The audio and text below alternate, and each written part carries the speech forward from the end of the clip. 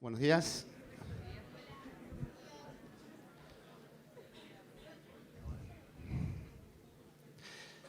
Bien, les voy a hablar un poco de literatura gótica. Voy a ser breve, primero porque tengo por detrás a Leo Batik, que me mete presión, un gran escritor, así que sería genial. Bueno, mil gracias, Leo.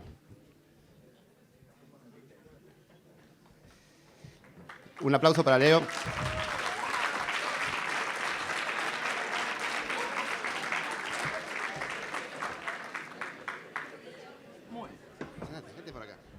No saben lo difícil que es a veces estar sentado delante de tanta gente y tener que empezar un tema y no saber cómo. A mí me encanta empezarlo preparando el mate, es mi tradición personal y bueno, para que no sea tan difícil la entrada. Por supuesto. Si Dale. ven fotos en Facebook, estamos juntos en otros lugares. Esto es toda una coreografía, él viene siempre cuando tengo que hablar. Bueno, chicos, el tema es el siguiente. Vamos a hablar de gótico. ¿Qué saben ustedes de gótico? Más o menos. Ahí veo una chica pintada con los pelos de colores. A ver. Bueno. Sí, claro. Vamos a hablar de esto. El gótico no solamente son libros. El gótico es una forma de ver la vida, es observación. Y les digo esto porque quizá uno cuando empieza a mirar, a observar, se va a dar cuenta de que se utiliza la palabra gótico para muchas cosas. Gótica es una catedral. Estamos hablando de arquitectura. Uno se para delante de la Basílica de Luján o la Catedral de San Isidro y se va a dar cuenta de que hablan de arquitectura gótica. ¿Por qué? Porque empezamos a ver ciertos detalles que hacen a su construcción. Y no estamos hablando de libros, y tampoco estamos hablando de terror. También podemos ver a una persona que camina por la calle con campera de cuero, un ojo amarillo y el otro azul, con aritos, cadenitas, y decimos, es un gótico. Sí, puede ser. Y estamos hablando de moda, no estamos hablando de libros ni de catedrales. Entonces, uno empieza a darse cuenta que la palabra reúne un montón de situaciones, cosas, gracias Leo, que quizá la literatura después da cierto matiz, pero no todo lo que es gótico es literatura. De hecho, en la historia de las letras, el gótico como género empieza hace muchos años para nosotros, estamos hablando de 1765, pero poquísimos años si tomamos en cuenta que el hombre escribe desde que tenemos memoria, por lo cual tienen que imaginar que en algún momento no existía la literatura gótica, ni los libros de suspenso, ni de terror. Cosa que esto sería algo realmente sorprendente para quienes hoy en día consiguen libros en todos lados. El gótico aparece también desde la televisión. Pueden ver, no lo sé, una película o una serie. Una vez dicho esto, quiero ir a la literatura, que es a lo que vine a hablar, ¿no? Pero empezar por esto, que es un juego un poquito más amplio que los libros. Gótico en la literatura es algo que es reciente para la historia y arranca de una forma muy particular, que es con una pequeña novela, que el día que tengan tiempo la pueden leer. Es una novela muy simple, quizá adolece de los primeros escritos de este género, que fueron muy rudimentarios, y aparte la forma de escribir de ese entonces no era la nuestra. Entonces cuando hoy uno se topa con esta novela, que es El Castillo de Otranto, de Horace Walpole, un conde inglés, va a encontrar que no tiene el ritmo de otras novelas que ya hoy en día podemos llegar a acceder. Esto ocurrió en Inglaterra, ocurrió en un periodo donde las sociedades estaban quizá muy abrumadas con el siglo de las luces, el iluminismo, que intentaba explicar a toda costa todo lo que sucedía en la realidad con la razón. Por lo cual, estaba muy mal visto los cuentos fantasmagóricos, las anécdotas de vampiros, apariciones y demás. ¿Por qué? Porque en ese entonces todos trataban de explicar los sucesos que ocurrían a través de la razón, de la lógica. Tal es el caso de que en este siglo aparecían grandes personajes como Voltaire, Locke, gente que realmente aportó muchísimo a la lógica, matemáticos. Y en este siglo también aparece Horace Walpole, que es un conde aburrido que le gustaba contar historias fantasmagóricas. Y escribe este librito que se llama El Castillo de Otranto, que tal era el cagazo que tenía este escritor de ser el autor de esta novela, que directamente puso un seudónimo y ocultó su nombre. ¿Por qué? Porque ser escritor de una novela gótica en ese entonces te arruinaba la vida. Te arruinaba la vida de una manera académica, erudita, culta, en los salones donde se leía, se discutía, en tertulias literarias. Si vos eras autor de una novela de terror, eras poco menos que un chistoso. O sea, no, ni siquiera cabía la posibilidad de que te llamen autor. Horace Walpole escribe esta novela y se pone como seudónimo. Al poco tiempo esta novela empieza a ganar muchísimos lectores, por lo cual Horace Walpole decide poner su nombre, como haría cualquiera. Pero no solamente fue una novela que vino a hacer un llamado de atención a los editores de ese entonces, sino que aparte fue la piedra angular de un género que nadie lo iba a imaginar, iba a dar tanta producción literaria que las editoriales tuvieron que modificar su manera de ver los libros. Vamos a ver ya acá qué estamos hablando de literatura gótica, qué es el gótico dentro de la literatura. El gótico es la novela de terror, ¿sí? Pero no toda novela de terror es gótica. Este es un juego de palabras que vamos a explicarlo ahora. ¿Por qué? Porque no todo terror es igual. Pongamos el caso de que ustedes vengan andando en bicicleta, ¿no? Y en una bocacalle vienen distraídos y se cruzan con un auto y están a punto de chocar con un auto. A todos les agarra miedo, ¿sí? Terror. Ese terror no es gótico. Es un terror simple, común y casi instintivo. Ahora, si vienen con la bicicleta y de pronto, por la tardecita noche, pasan por el paredón de un cementerio, un portal donde hay un cementerio, y en ese instante pinchan la rueda y tienen que parar a repararla. De ese cementerio sale una niebla y empiezan a escuchar ruidos detrás del paredón. Están solos. Cuánto silencio, ¿no? Bueno, eso que empiezan a sentir instintivamente también es terror gótico. Esa es la diferencia. El terror que se inspira en las cosas que no tienen explicación, ¿no? Aunque ustedes lo razonen, que digan no, pero es un ruido que viene dentro del cementerio, es una sombra que pasó, si lo quieren explicar, pero siguen teniendo miedo, ese miedo es gótico. Es el miedo que en el siglo de las luces quisieron tratar de espantar a través de la lógica, de la razón, pero no pudieron, y tampoco pudieron detener una novela que, o sea, trataba de esto, de apariciones en un castillo, de cosas finales abiertos, donde nadie podía explicar qué es lo que sucedía. Esto en la literatura empezó a ahondar de a poco. Espera un segundo que tomo mate, porque si no... Y yo te voy a preguntar, porque al leer las novelas de Patricio, uno lo que encuentra es que hay un montón de guiños, hay como elementos que deben estar ahí para que esa novela forme parte del género, ¿no? Sí, claro. Y esos elementos que fueron apareciendo, vos nombrabas esta novela como el puntapié inicial, pero seguramente fueron construyéndose los elementos simbólicos del género a medida que fueron pasando las distintas historias góticas. Sí. Bueno, como dice Leo, estas cosas que distinguen el gótico, ya sabemos que es un terror gótico, ¿no? Uno es un terror especial que se da a través de la imaginación propia de no poder explicar lo que se ve. Pero aparte hay distintivos. Como sucede en la arquitectura gótica, una catedral gótica la puede ver por distinguirla en sus formas. Lo mismo que a un muchacho que camina, decir, este flaco es un gótico porque se viste de esa manera, se distingue, ¿no? En la literatura pasa lo mismo, y acá empezamos a ver que hay denominadores comunes. Castillos, cementerios, mausoleos, ruinas, todo lo que evoque al paso del tiempo.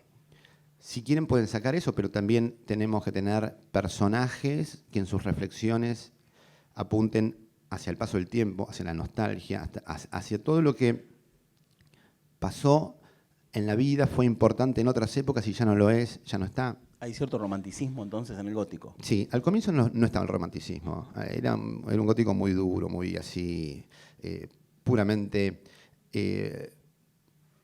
yendo al miedo de lo que no se puede explicar. Y después vino el romanticismo. El romanticismo realmente le dio muchísimo al gótico, porque de hecho Drácula es el exponente más dulce de lo que ahora vamos a exponer. El gótico tiene estas señas, ¿no? Uno cuando agarra un libro y dice, bueno, hay un castillo, hay un tipo con una capa que toca un órgano de viento en medio de la neblina y bueno, tiene forma de gótico. O sea, da más para gótico que para hacer Rápido y Furioso 7, ¿no? Entonces, yo les quiero contar una anécdota que grafica un poco de todo lo que vengo hablando, que es cómo nació quizá las dos novelas más representativas del gótico. No les voy a contar cuáles son, sí les voy a contar cómo comenzó. Había bueno, hasta que alguien quiere hacer una pregunta por acá, porque la verdad que si alguien tiene una duda, yo se la respondo. No, pero pará un poco. Eso va al final. Bueno, en su momento los poetas eran tipo como rockstar, ¿no? Eran como si les dijera que eran todos personajes de Gran Hermano que salen a la calle, ¿sí? Esos eran los poetas. Hoy en día hay que ir a buscarlo a los bares por ahí, pero en su momento eran muy famosos. Y había uno que se llamaba Lord Byron, un inglés, con un ego terrible, narcisista, todas esas cosas que nos caracterizan a los escritores. Y el tipo se organizaba giras en Europa para recorrer, visitar otros países, exponer sus poemas. Y para esto llevaba un séquito de admiradores y aplaudidores. Lord Byron decide en 1816 hacer una gira por Europa y entre los puntos donde se va a quedar es en Suiza. Para esto llama a un médico personal por si tiene algún problema de salud, imagínense qué divo que era. Es lo mismo que ustedes quieran ir, no sé, hoy en día a Chile, Mar del Plata, y se llevan un médico personal por las dudas. Bueno, lo lleva a un joven médico que se llama John Polidori, y también invita a ese viaje a otros poetas más, entre los cuales estaba un poeta importante de su época, que se llama Shelley de apellido, que tenía a su prometida esposa, que se llama Mary Shelley, por apellido de casada. Sucedió que van todos a Suiza.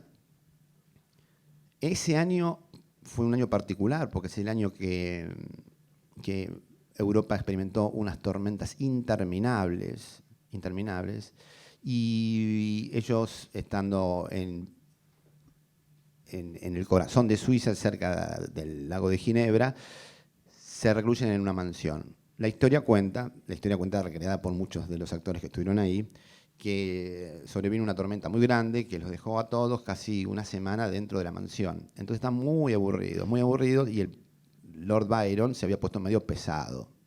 Un tipo narcisista dentro de una mansión, 7 días, cualquiera lo tira por la segunda planta de la ventana al piso, porque, digamos, son personalidades muy difíciles de sobrellevar. Lord Byron propone una noche ante sus invitados, hace una competencia. ¿Quién escribía un cuento corto, una novela breve y sobre personajes fantasmagóricos? En ese entonces se leía mucho la literatura alemana, las antologías de cuentos alemanes, que era lo que había, o sea, la historia del vampiro, de los aparecidos, siempre estuvieron, pero nunca estuvieron formalizados en una novela. Entonces, Lord Byron los incita a sus invitados y estos empiezan a escribir, ¿sí? ¿Te pido tomate? ¿Puede ser? Sí. Dale. Este aquí, que pasaron 2 o 3 días, se reunieron de vuelta en el fogón y cada uno trajo su cuento en estas condiciones, ¿no? Azar, puramente azar, una noche en Villa Diodati, que es la mansión esta que después cualquiera puede llegar si van a Suiza la visitan y si no la pueden mirar por internet. Yo estuve en Suiza y la verdad que es un lugar, es un páramo, o sea, no hay bosques, lagos y una mansión enorme, nada más. En esta mansión se reúnen todos los presentes y entregan los trabajos, breves, trabajos que ni siquiera tenían pensado que iban a llegar a las editoriales. Era un divertimento de fin de semana. Con esto quiero hacer una salvedad. En el medio en que ellos escribieron era esto. O sea, ellos no se vestían de góticos, no tenían aritos, no veían True Blood, no veían Walking Dead, no tenían teléfonos celulares, nada. Estaban en una mansión con una tormenta natural, en un bosque, y eso es gótico, ¿sí? Además, leyendo cuentos, que es como decir el clásico campamento que todos habremos tenido con las linternas prendidas y uno dice, yo tengo la historia de un tipo que venía en auto y se le apareció en el borde de la ruta, que es la más tradicional. El hombre al borde de la ruta creo que debe ser el personaje más difundido de la historia de los cuentos de carpas. En este contexto, ellos entregan estos trabajos. Y así fue que esa noche aparecieron 2 novelas. Una fue la de Mary Shelley. Muy bien. ¿Quién fue la que me delató acá? La que preguntó cuáles eran las Muy bien. No, tenías ganas de intervenir. Muy bien, sí. Mary Shelley. Bueno, ya el final lo saben. Bueno, muchas gracias. Nos vemos. Te aplaudieron y todo, ¿eh? Gracias.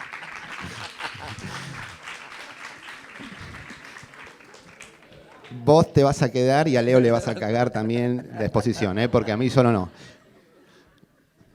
Bueno, no. Perfecto, estuvo buenísimo. Sí, Mary Shelley es la autora de Frankenstein, ¿sí? ¿Y el otro, John Polidori? Ah, ¿no sabés esa? Ah, mirá. Bueno, Frankenstein.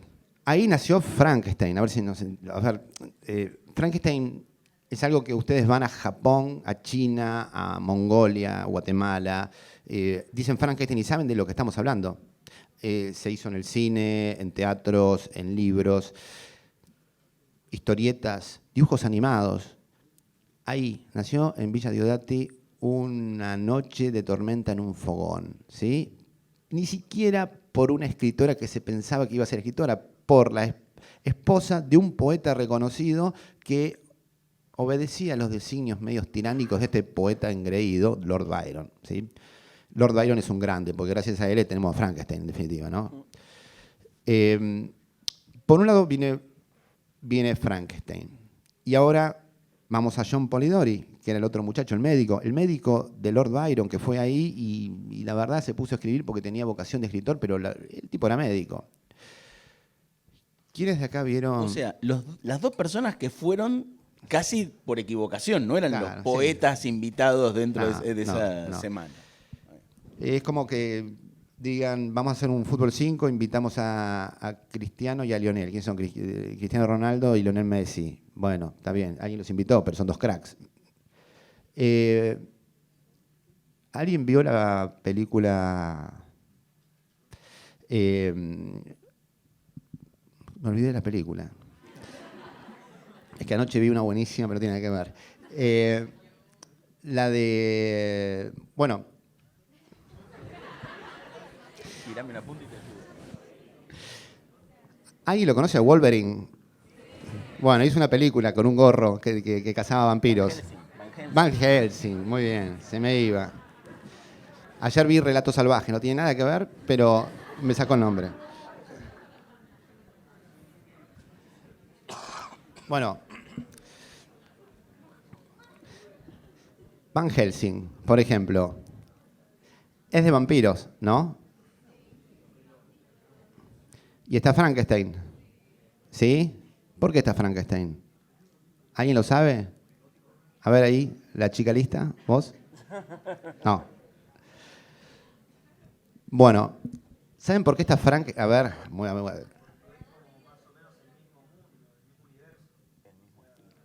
es, por- es porque es el mismo estilo, porque es el mismo mundo. Bien, tibio, tibio. Vamos ahí. Pero, buen esfuerzo, ¿eh? Muy bien. Muy bien. Bueno, yo se los podría contar, ¿sí? Pero no sé si lo voy a hacer. Ahora me enojé. Todo porque se olvidó el nombre de la película. Sí, sí, sí. Menos mal que el personaje hizo Wolverine y que me lo acuerdo, ¿no? Porque si no. Bueno, sucede lo siguiente. ¿Saben por qué? Por este mismo fogón que estamos hablando en el año 1816. Por eso. También es por eso. Es porque es más de lo mismo. Pero no solo que es más del mismo género, sino porque John Polidori, el otro, el médico, que también presentó un trabajo, hizo una breve novelita que se llama El vampiro. ¿Sí? El primer escrito como formalizando la tradición del vampiro. Claro, porque uno generalmente cree que Bram Stoker con su Drácula fue el primer vampiro, pero Claro. no es así. No es así. El primero fue John Polidori. ¿Sí? John Polidori, en ese mismo fogón, escribe El vampiro, y por otro lado Mary Shelley escribe Frankenstein. Entonces, por eso Van Helsing, la película, los reúne. No es capricho, es un guiño para la literatura, para decir, nacieron los dos del mismo lugar. Si no, uno podría decir, bueno, también está el hombre lobo, ¿no? En Van Helsing. Sí. Sí. Faltaba más, ya el payaso mala onda estábamos todos. Pero supongamos que el hombre lobo también tenga que ver, lo metieron. Ahora, Frankenstein es una creación que evidentemente Mary Shelley debería estar pensando en qué pasaba con si se podía revivir a alguien que estaba muerto. Ahora, Polidori no se maneja sacándolo de la nada. Él está mirando algo, ¿no? Cuando Sí. escribe a este vampiro. Bien. Lo está mirando Lord Byron. ¿En serio? John Polidori, que después terminó, que se suicidó, John Polidori sabía que no podía superar a Lord Byron. Y Lord Byron, un tipo muy engreído, un tipo que incluso lo denostaban públicamente a él. Llegaron a ser amigos. El vampiro, el capitán Rudbeck, creo que se llama, de Polidori, es Lord Byron, es el tirano Lord Byron, que es el todopoderoso, que seduce a todo el mundo, que nadie, o sea, un perverso que logra sus objetivos. De ahí nace Frankenstein y nace El vampiro, que El vampiro es una novela realmente muy elemental, muy elemental. Pero ¿qué pasa? Hizo pie para que después venga Sheridan Le Fanu y escriba Carmilla. ¿Alguien leyó Carmilla acá? ¿Nadie? ¿Nadie? Bueno, cuando ustedes miren True Blood van a ver que hay muchos guiños a Carmilla. Incluso hay un hostal que se llama Carmilla. Carmilla es el primer libro de vampiros, o sea, antes que se escribiese todavía Drácula, el primer libro de vampiros que trata de la primera chica vampiro. Está excelente ese libro. Yo les recomiendo que lo lean y si aquí también hay profesoras de literatura que consigan información, porque es un libro que no tiene desperdicio, chiquitito, breve, divino. Carmilla, Sheridan Le Fanu, ese es un libro que ya como que lo asentó más al vampiro dentro de lo que es la tradición de la literatura. Y después vino, claro, el todopoderoso Bram Stoker con Drácula, ¿sí? Que, sí.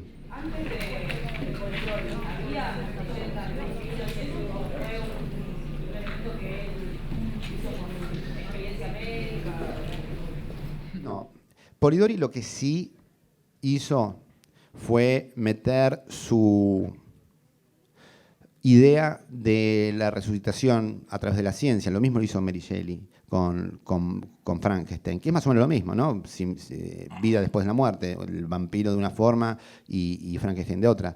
Pero las leyendas de los vampiros son antiquísimas, pero son generalmente mitos que van desde los Cárpatos al centro de Europa. Les contaría un montón de anécdotas, pero no tengo tiempo, ¿sí? A mí me pasó una vez que yo visité muchísimos castillos en Europa, muchos en ruinas, y en una ocasión entrando en un pueblito me quedé un par de días y era tan chiquito el pueblo y hablaban en alemán, yo no me podía comunicar por señas. Imagínense que pedí una cerveza y me trajeron un Nesquik. Así que lo único que hice yo fue estar ahí y ver un poquito el pueblo, y voy a una iglesia. Era un pueblo protestante, las iglesias protestantes no tienen muchos adornos por dentro, y era ya el atardecer. Yo pasaba 2 días ahí. Era el primero. Entro a la iglesia, una iglesia toda de madera, a ver qué había, empiezo a mirar, está todo en penumbras, y cuando llego, estaba solo. Y cuando llego al centro del altar y demás, ahí enfilado había un ataúd con un tipo muerto. Lo estaban velando, ¿no? O lo habían velado, o no sé, pero estaba el tipo muerto. Y yo me quedé duro porque dije, ¿qué estoy haciendo acá adentro? No lo iba a saludar, evidentemente, ni a preguntar nada, pero en ese segundo fue que me retiré de la iglesia pálido como esta hoja, ¿sí? Me fui al hostal, que era un lugar chiquitito, no podía hablarle en alemán, o sea, no le podía decir nada. Si pedí cerveza, me trajeron Nesquik, hablaba del muerto, que capaz que me entendían cualquier cosa. Y esa noche, les juro, en esa soledad, yo creía en los vampiros. O sea, dormía todo toda la habitación, todas las trabas, había así por haber, las fallebas en las ventanas, cerraba postigones, todo. No, a la noche si me venían a tocar la puerta no la abría ni borracho. Entonces, esa sugestión es muy poderosa y alimenta todo lo que es escritos. Por eso nosotros cuando le cebamos mate a Sturlese le ponemos un poco de ajo, por las dudas. Sí, hay muchos de ustedes que yo les veo las caras y yo estoy dudando, ¿no? De ustedes. Entonces, los cuentos ya existían. ¿Pero por qué existían? Sí, ya me estoy cerrando. ¿Por qué existían? Por esto, por la sugestión. Es innato. Uno cuando se siente amenazado imagina cuál es, aunque sea el cuco, el responsable, para por lo menos darse una respuesta lógica. Bien, para finalizar, llegamos a Drácula. Drácula Bram Stoker es la novela que lo hizo todo. O sea, fue el marketing genial que tuvo el gótico. Se escribe en la época victoriana, por lo cual hay una impronta muy, muy, muy fuerte de todo lo que es la cultura inglesa. Y realmente con este libro es como que llegó el romanticismo, como decía Leo en un comienzo, a este género que era muy duro, y el romanticismo le dio esto que es la idea de lo agridulce. No eran todos muertes, todos sustos y demás. También había amor, había una trama de seducción, y al vampiro le dio este balance que logró hacerlo sobrevivir hasta el día de hoy. Hoy en día, si miran las series del cable, van a ver que los vampiros visten de cuero y toman martinis en Nueva York, ¿sí? En ese entonces, no, eran un poco más rústicos, andaban en carruajes o dentro de féretros con tierra. Bueno, chicos, me tengo que dejar porque Leo ya empieza con lo suyo. ¿Alguna pregunta antes de terminar? Buenísimo. Patricio no lo va a decir, pero realmente sus novelas son muy interesantes para los que les gusta el gótico y el terror. Les recomiendo ampliamente leerlo. Sí, hay una pregunta. Ahí está. Bien. ¿Ves? Buenísimo. Gracias, Para algo Leo. servía de que estuviera Muy bien. ahí. Bueno, cualquiera que me quiera contactar a través de Facebook tengo una página o un perfil, mi nombre es Patricio Sturlese, pueden pedir datos acá a la gente de la organización. Escribo novelas góticas. Primero tengo sacro thrillers, o sea, gótico dentro de lo que se ambiente religioso. Y mi última novela es una novela que trata sobre el mito del vampiro nórdico. Siempre novelas de épocas. Quienes quieran buscar sobre mis libros lo hacen a través de Facebook, ahí está bien detallado. Pero es todo de época y bueno, y quizá tiene un poquito de historia metido. Bueno, chicos, muchas gracias. Seguramente después quedaremos en contacto a través de Facebook. Gracias.